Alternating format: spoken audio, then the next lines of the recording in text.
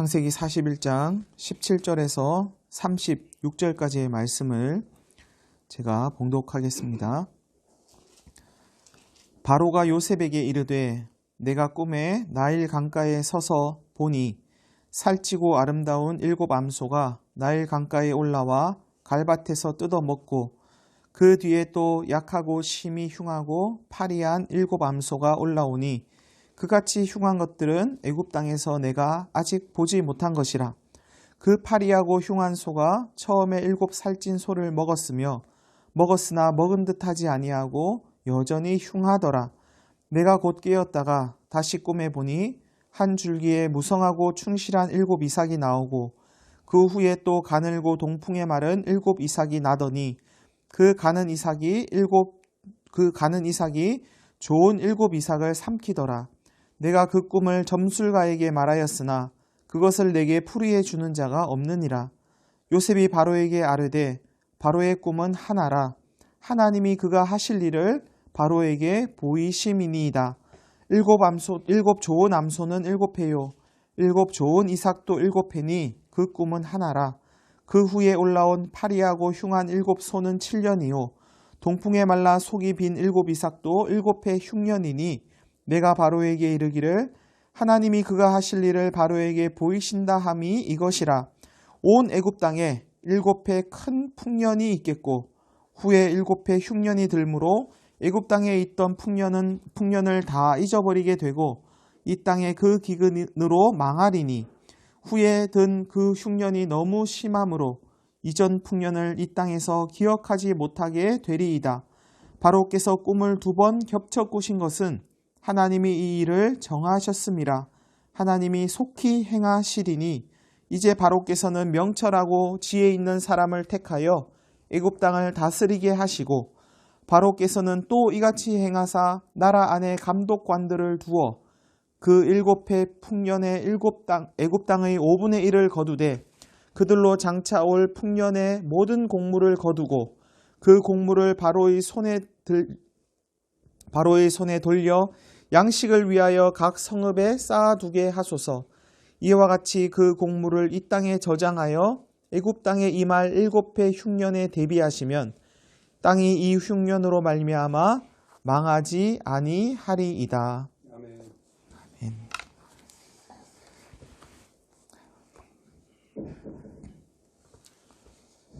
뭔가 의미 있는 꿈 같다고 여기면서 번민하던 바로가 애굽의 점술가와 현인들을 불러 모았지만 그들은 바로의 꿈을 해석하지 못했습니다.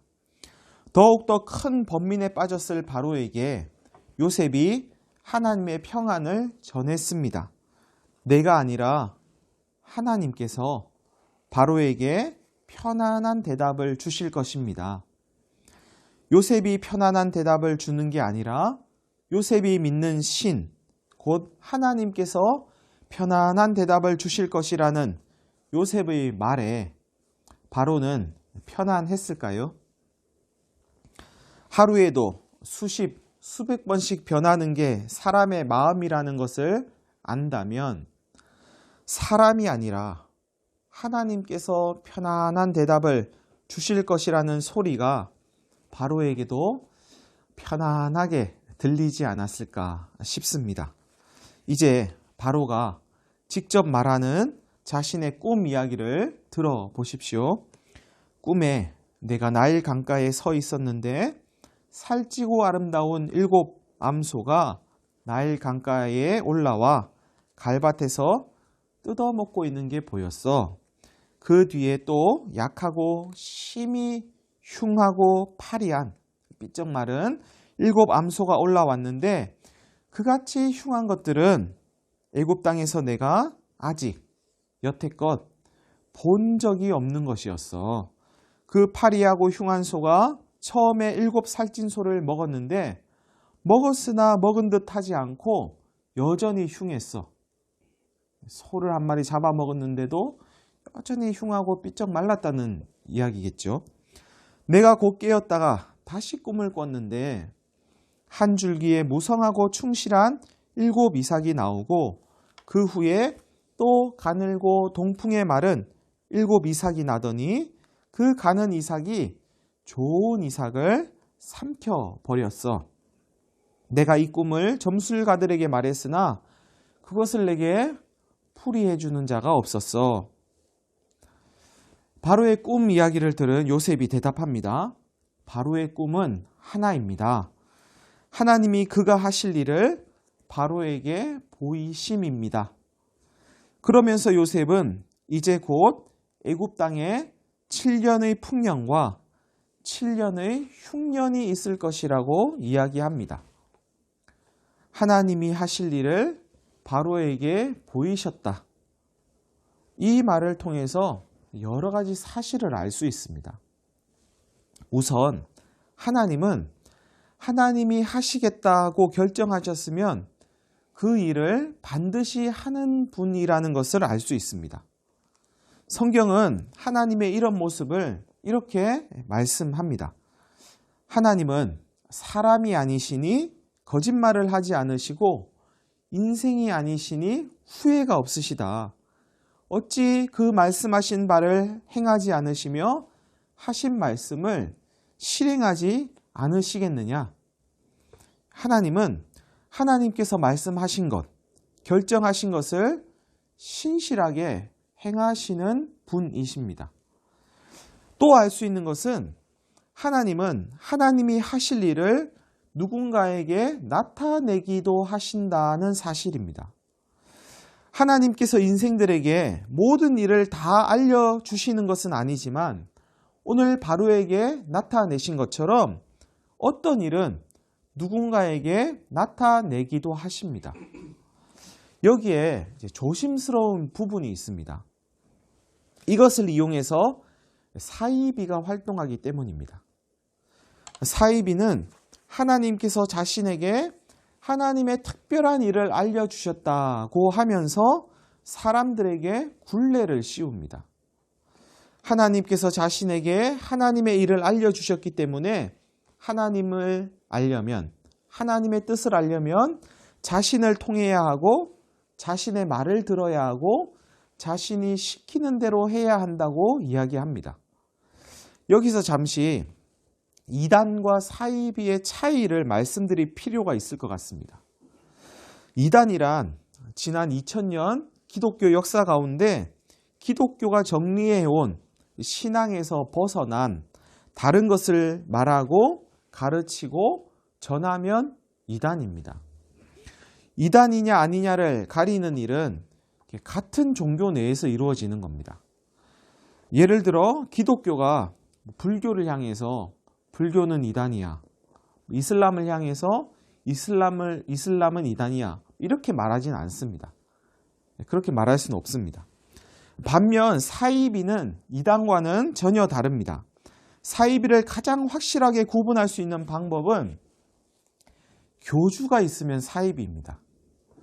오늘날 기독교 사이비 교주 가운데는 자신을 가리켜서 보혜사 성령이라고 하는 사람들이 여럿 있습니다. 신천지 교주인 이만희 씨도 자신이 보혜사라고 그렇게 이야기합니다. 자신을 가리켜 예수님이 약속한 보혜사라고 이야기를 하는데요. 그래서 신천지는 이단이 아니고 사이비입니다. 비록 사이비가 이것을 이용하기는 하지만 하나님은 하나님이 하실 일을 누군가에게 나타내기도 하십니다. 또 알 수 있는 것은 하나님은 하나님이 하실 일을 누군가에게 나타내시는데 정작 그 사람은 그것이 무슨 뜻인지 모른다는 사실입니다. 하나님이 하실 일을 바로에게 나타내셨는데 바로는 그게 무슨 뜻인지를 모릅니다. 바꿔 말하면 하나님은 하나님이 하실 일을 누군가에게 나타내시는데 모르게 나타내신다는 말씀입니다. 나타내는 건 알리려고 나타내는 거잖아요. 그런데 하나님은 모르게 나타내십니다. 왜 모르게 나타내실까요? 이 지점에서 제3자가 필요해집니다.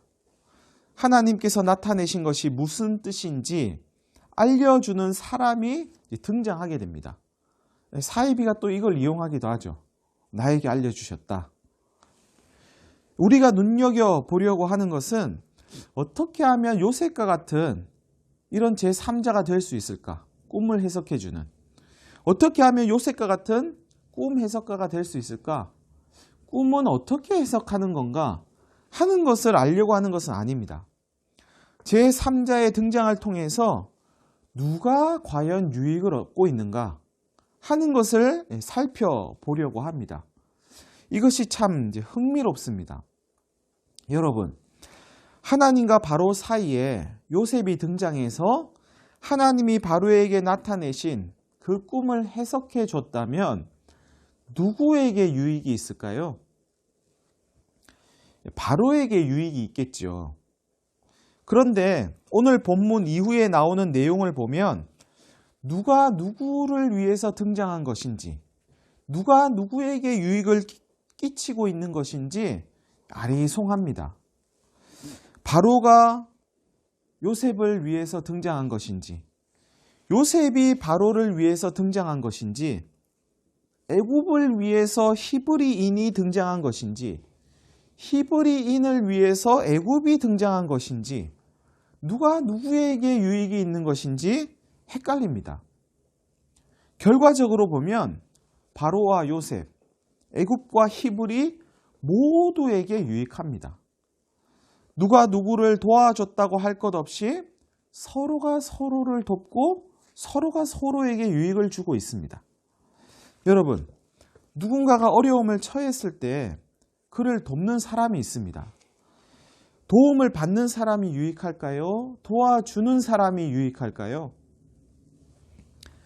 당장에는 도움을 받는 사람이 유익할 것 같지만 사실은 서로가 서로에게 유익합니다. 이것이 하나님께서 하시는 일입니다. 하나님은 모두를 사랑하시기 때문에 모두에게 유익하게 하십니다. 하나님은 모두가 유익하게 하시는데 실제로 모두가 유익하지 않는 것은 누군가가 그 유익을 가로채기 때문입니다. 이러한 내용을 통해서 알 수 있는 또 다른 사실이 있는데요. 누가 나에게 유익이 될지 우리는 알지 못한다는 사실입니다. 하나님이 이 사람을 통해서 나에게 유익이 되게 하실지, 저 사람을 통해서 나에게 유익이 되게 하실지 우리는 모른다는 거죠. 왜 하나님은 누가 나에게 유익이 될지 우리로 하여금 모르게 하셨을까요? 여기에 또 두 가지 이유가 있습니다. 첫째 이유는 하나님을 경외하게 하려는 것입니다. 하나님은 하나님이 하시는 일을 인간이 다 알지 못하게 하셔서 하나님을 경외하게 하십니다. 전도서 3장을 보면 때에 관한 이야기가 나옵니다. 전도자는 범사에 기한이 있고 만사에 때가 있구나 하는 사실을 깨닫습니다. 날 때가 있으면 죽을 때가 있고 심을 때가 있으면 거둘 때가 있고 울 때가 있으면 웃을 때가 있고 전쟁할 때가 있으면 평화할 때가 있구나. 그런데 이 때는 우연히 저절로 시간에 따라서 그렇게 오는 게 아니라 때를 주관하시는 분이 계시구나. 그분이 바로 하나님이시구나 하는 것을 전도자가 깨닫습니다. 전도자가 이제 궁금해집니다. 그렇다면 그 때의 시작과 끝은 언제인가? 언제부터가 시작이고 언제 끝날 것인지, 언제가 시작이고 언제 끝날 것인지를 알면 좋겠죠. 이 코로나19도 언제 끝날 것인지, 언제 이런 것이 시작되었을지 알았다면 좋았지 않겠습니까? 언제 주가가 내려가고 언제 주가가 올라갈지 알면 좋으시겠죠. 전도자는 때의 시작과 끝이 언제인지 아무리 알려고 애를 써도 알 수가 없다는 사실을 깨닫습니다. 그리고 다시 하나님은 왜 알 수 없게 하셨을까?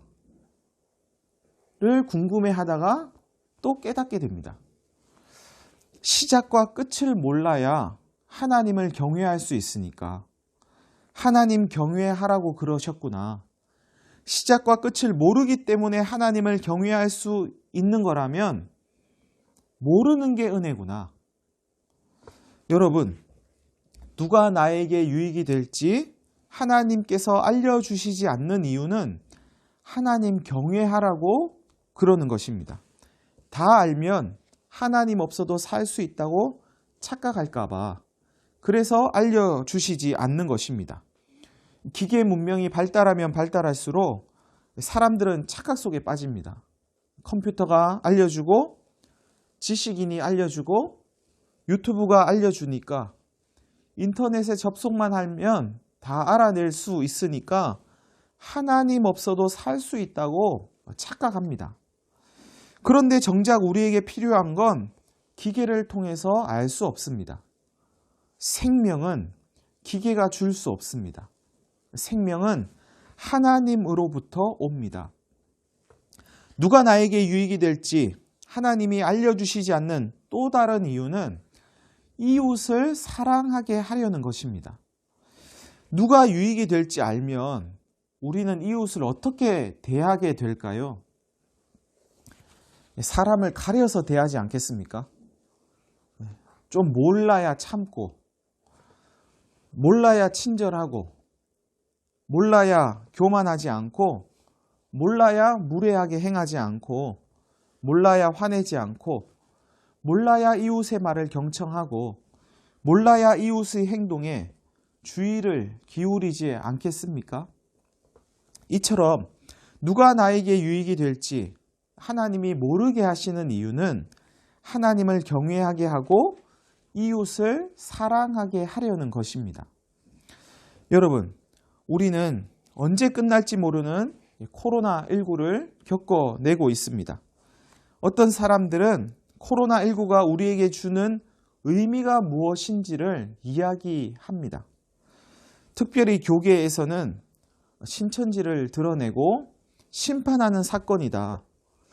예배당 중심의 신앙을 제고하고 삶의 전 영역에서 기독교 신앙이 작동할 수 있도록 신앙의 재정립이 필요하다. 한국교회가 이 사태에 어떻게 대처하느냐에 따라서 전도의 문이 열릴 수도 있고 전도의 문이 닫힐 수도 있다. 등등의 여러 이야기들이 회자되고 있습니다. 어떤 교회들은 이 사태를 대처하는 나름대로의 방법들을 강구하고 있습니다. 온라인 예배뿐만 아니라 발빠르게 각종 교육 콘텐츠를 개발해서 교우들에게 제공하고 한국 교회에 보급하는 교회도 있습니다.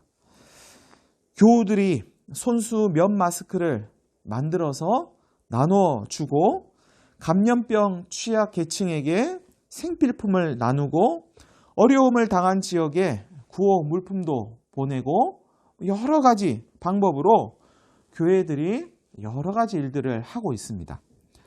참 좋습니다. 그런데 뭔가 찜찜하고 석연치 않은 것들이 있습니다. 한편 우리는 뉴스를 통해 하루에도 수십 번씩 보도되고 있는 코로나19 확진자와 사망자 그리고 완치자의 숫자에 촉각을 곤두세우고 있습니다. 전일 대비 몇 명이나 늘었는지, 국내는 몇 명이고 또 해외는 몇 명인지, 우리 동네에는 몇 명의 확진자가 발생했는지 귀를 기울이고 있습니다. 여러분도 이 숫자에 주의를 기울이고 계신가요? 연일 발표되는 그 숫자를 들으시니까 어떠시던가요?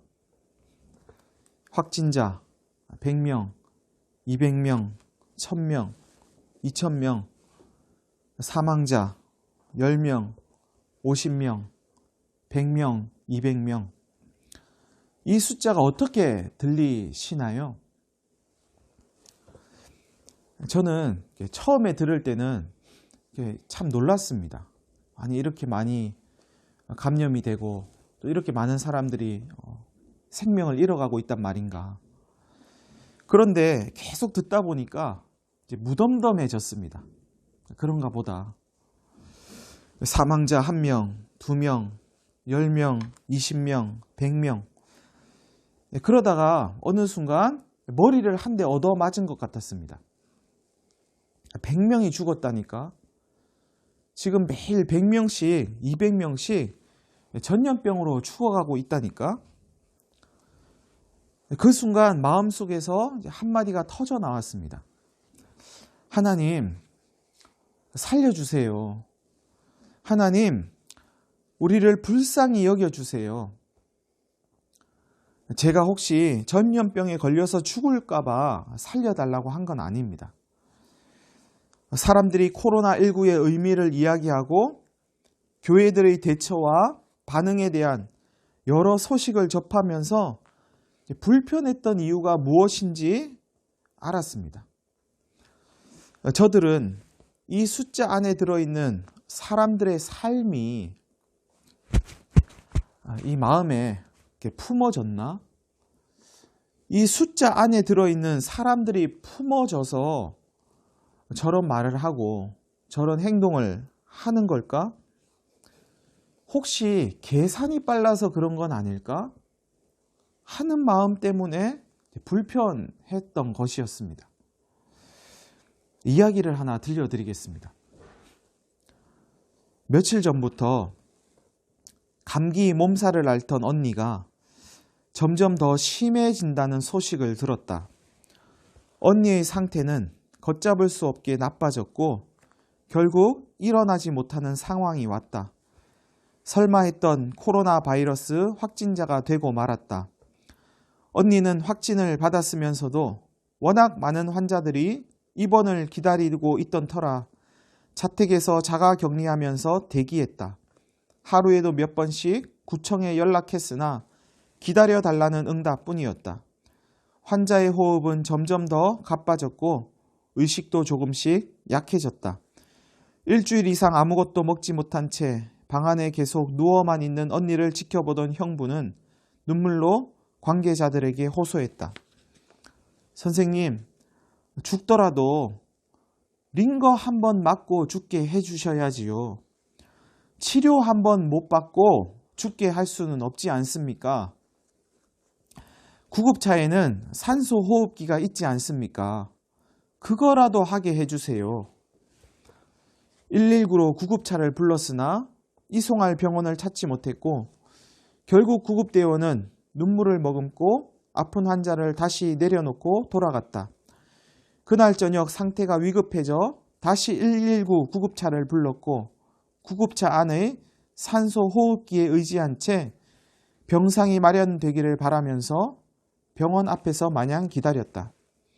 몇 시간을 보내던 형부는 구급대원에게 병상이 마련될 때까지 차에서 내리지 않도록 해달라고 애걸했다. 한 번도 본 적 없는 구급대원은 걱정 마세요. 밤새 계속 계셔도 됩니다. 안심시켜주며 함께 자리를 지켜주었다. 무작정 대기하고 있던 중 몇 시간이 지나 기적처럼 병상이 마련됐다. 병원에 입원하고 안심한 것도 잠시 병원으로부터 연락이 왔다. 이미 상태가 너무 나빠졌으니 각오를 하라는 의사의 말에 우리 가족은 또다시 하늘이 무너지는 듯했다. 지금도 언니는 생사의 갈림길에서 사투를 벌이고 있다. 이 모든 일이 불과 며칠 만에 일어났고 대구는 이런 환자들이 계속 발생하고 있다.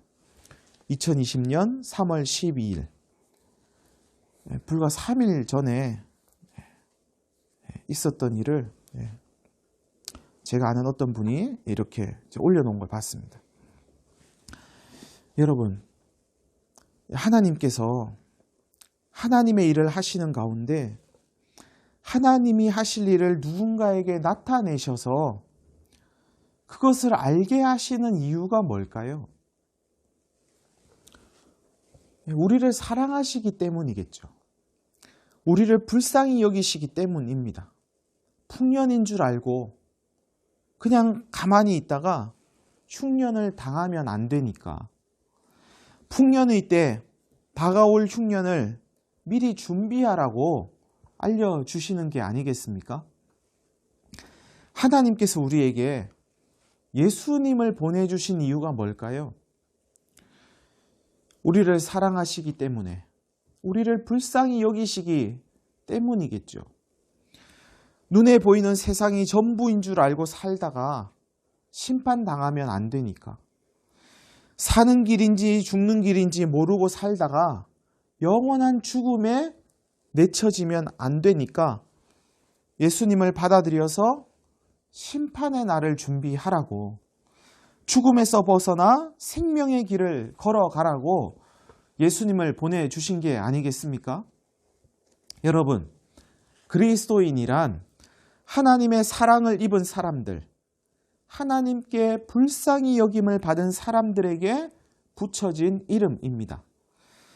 이런 그리스도인을 향해서 하나님은 한 가지 요청을 하십니다. 내가 너희를 불쌍히 여긴 것처럼 너도 너의 이웃을 불쌍히 여겨라.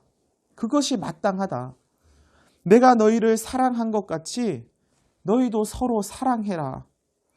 보는 바 그 형제를 사랑하지 않는 사람은 보이지 않는 하나님을 사랑할 수 없다.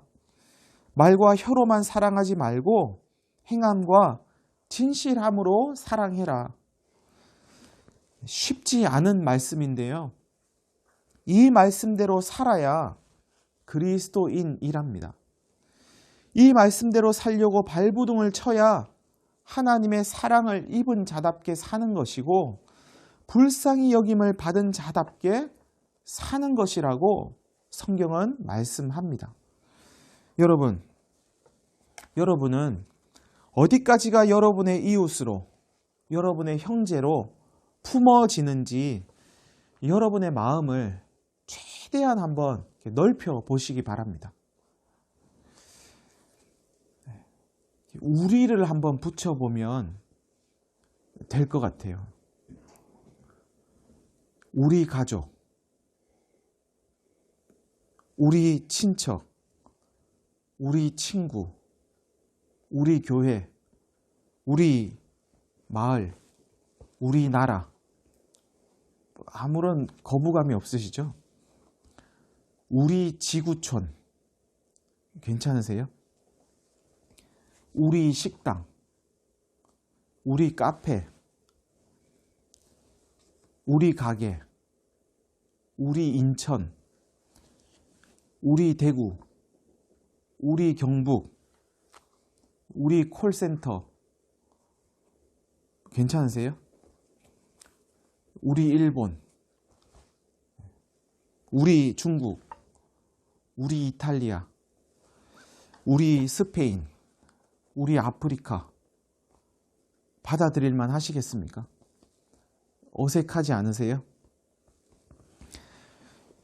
여러분 가운데 있는, 어려움 가운데 있는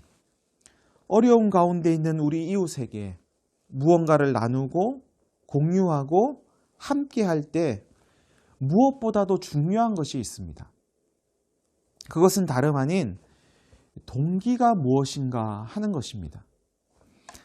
얼마나 나한테 이익이 되는지, 얼마나 우리 지역에 이익이 되는지, 얼마나 우리나라에 이익이 되는지 계산기를 두드리는 함께라면, 이미지 때문에 전도의 문이 막힐까 봐 이번 기회에 우리 교회 이름을 좀 내보기 위해서 하는 그런 나눔이라면 그것이 기업의 일은 되고 그것이 국가의 일은 될지 몰라도 그리스도의 인의 일, 교회의 일은 아니라고 해야 할 것입니다. 신약 성경 고린도전서 13장 1절 이하에는 이런 말씀이 있습니다. 내가 사람의 방언과 천사의 말을 할지라도 사랑이 없으면 소리나는 구리와 울리는 꽹과리가 되고, 내가 예언하는 능력이 있어 모든 비밀과 모든 지식을 알고 또 산을 옮길 만한 모든 믿음이 있을지라도 사랑이 없으면 내가 아무것도 아니요. 내가 내게 있는 모든 것으로 구제하고 또 내 몸을 불사르게 내줄지라도 사랑이 없으면 내게 아무 유익이 없느니라. 사랑 없이 하는 것은 아무 유익이 없답니다.